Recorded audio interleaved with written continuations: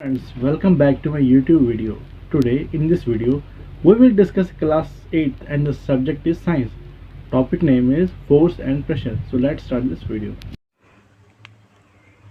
Forces are due to an interaction.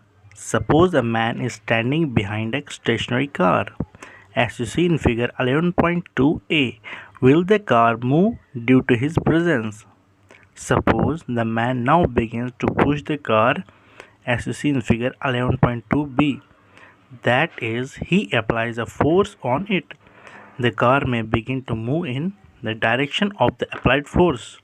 Note that the man has to push the car to make it. कहते हैं अगर मान लीजिए कि कोई आदमी किसी रुकी हुई गाड़ी के पीछे खड़ा है, क्या ऐसी हालत में वो गाड़ी आगे चल लेगी? फिर कहता है मान लीजिए अगर कोई आदमी जो गाड़ी के पीछे खड़ा था और उस गाड़ी को धक्का देगा यानी फोर्स करेगा, तो क्या वो गाड़ी मूव करना स्टार्ट करेगी? The car may begin to move in the direction of the applied force. वो जो गाड़ी है वो मूव करना स्टार्ट करेगी। कैसे, कहाँ की ओर करेगी? जहाँ से वो उसको धक्का दे रहा है उस डायरेक्शन के थ्रू मूव करना स्टार्ट करेगी। Note that the man has to push the car to make it move. इसका मतलब ये है जब उस आदमी ने फोर्स किया यानी पुश किया तब वो गाड़ी मूव करना स्टार्ट हो गई। फिर कहते हैं as you see in the figure 11.3a who is pushing whom. कौन किसको धक्का दे रहा है? 11.3 shows three situations that may be familiar to you.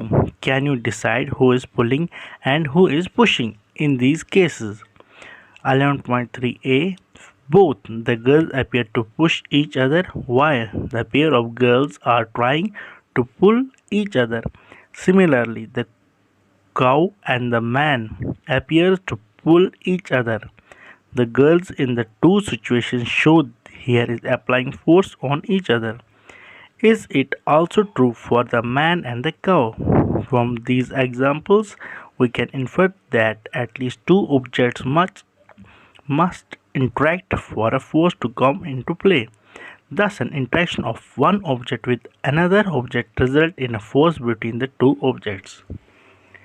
कहते हैं तीन सिचुएशन दी गई है जिसकी संभावना ये परिचित करता है। क्या आप बता सकते हैं कि इन सिचुएशन में कौन किसको खींच रहा है और कौन किसको धक्का दे रहा है? ये जो पहले सिचुएशन दी है इसमें क्या करते हैं, दो लड़कियां एक दूसरे को क्या कर रही है, धक्का दे रही है। और जबकि दूसरे में क्या है दिखा रहा है, जो लड़कियां हैं एक दूसरे को खींचने का प्रयत्न कर रही है, प्रयास कर रही है।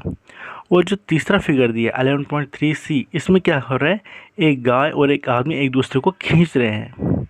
यहाँ पे ये दिख रहा है कि जो दोनों परिस्थितियाँ हैं, सिचुएशन हैं, इसमें लड़कियाँ तो एक दूसरे को फोर्स कर रही है। क्या ये जो सिचुएशन है लड़कियों की, क्या ये इस आदमी और गाय पे भी अप्लाई होते हैं? इन एग्जाम्पल से हमें ये पता लगता है कि जब फोर्स लगता है तो उसके लिए कम से कम दो ऑब्जेक्ट की ज़रूरत होती है जिससे फोर्स अप्लाई होगा। Thus, an interaction of one object with another object result in the force between the two. इस प्रकार जो दो ऑब्जेक्ट है उसके बीच में जो इंट्रैक्शन होता है इसके कारण उस बीच में फोर्स लगता है। जैसे कि अगर 2 मिनट में कोई एग्जांपल बताऊं, अगर आपके सामने कोई टेबल है, जब तक हम उसे पुश या पुल ना करेंगे तब तक वो अपने आप नहीं हिलेगा। इसका मतलब दो ऑब्जेक्ट, एक जो टेबल आ गया और एक जो हम फोर्स लगा रहे हैं, तो ये दो ऑब्जेक्ट आ गए। इसलिए कहते हैं इंट्रैक्शन के लिए दो ऑब्जेक्ट का होना ज़रूरी है।